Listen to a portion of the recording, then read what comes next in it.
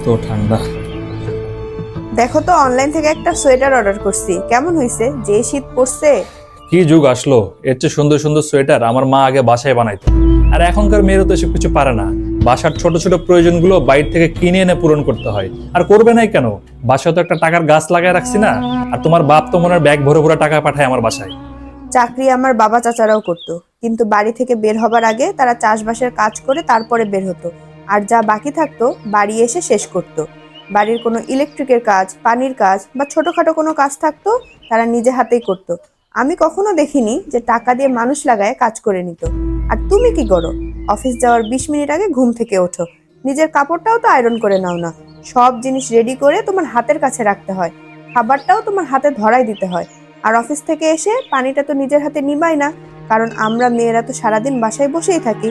আর তোমরা চাকরি করে আমাদের অনেক উপকার করে দিচ্ছ। তোমাদের তো শুকরিয়া আদায় করা উচিত যে আমরা মেয়েরা পড়াশোনার পাশাপাশি বাড়ির কাজ, রান্না বান্না, কাপড় আয়রন এসব কাজও করতে পারি। প্রতিবার বাড়ির বউয়ের উপর আঙুল না তুলে আঙুলটা ঘুরে নিজের দিকে করো। আর নিজেকে প্রশ্ন করো, নিজে কি করতে পারো। যত সব।